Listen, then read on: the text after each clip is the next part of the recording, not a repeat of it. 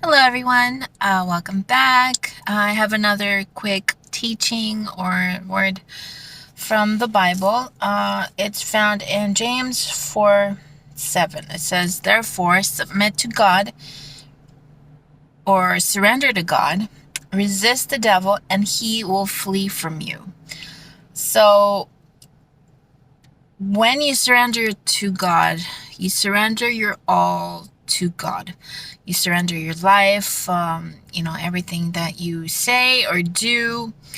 And when you do that, it becomes easier to resist the devil. You cannot resist the devil if you do not submit to God first. It's easier. It's easier because once you fully surrender to God, you will not even want to do the things that the devil wants us to do, and it's all, and what he wants us to do is practically sin or, come close to sinning. But of course, definitely, he wants us to sin and to fall into sin. So, in order to resist that, in order to resist his temptations, we have to submit ourselves to God, read the Bible every day, and know when he's actually tempting us. Because if we don't know the word, we don't know when he's tempting us to do things that we shouldn't. And once we are able to resist him, he will flee from us. So we don't want the devil to be near us, But of course, he's going to be constantly there, every time, every day, every minute. So, like James said, James 4:7, it says, submit to God and resist the devil, and he will flee from you. Okay? So when you're tempted to eat a donut, for example, either throw it away or just say no. If a friend is offering you something, a drink that you shouldn't drink anymore, just say no, like a strict but courteous no. And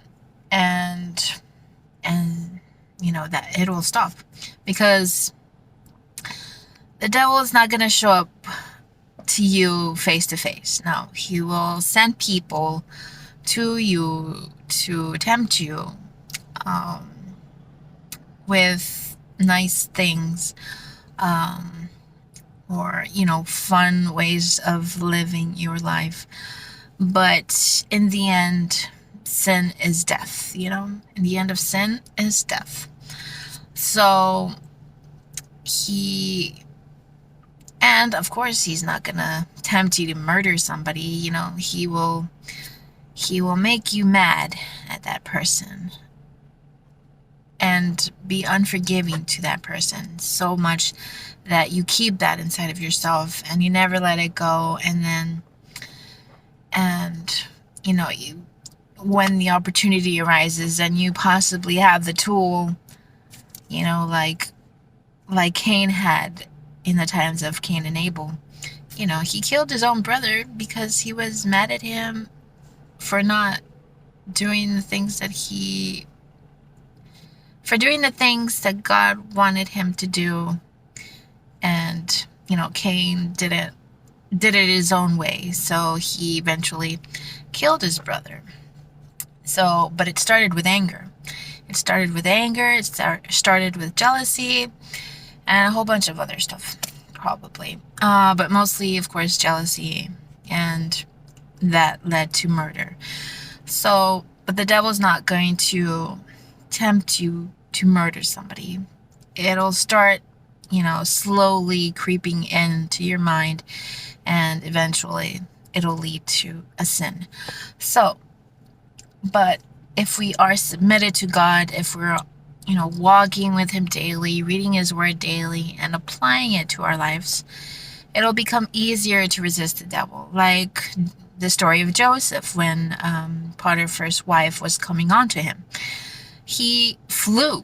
He ran away from her before anything could happen because, I mean, he didn't want not only to to um, to offend his boss, but also the Lord, because the Lord sees everything, and so he fled from her and that temptation, not caring what the consequences were, but he fled. So we are to also fly or run away from the temptation and resist the temptation and not fall into it.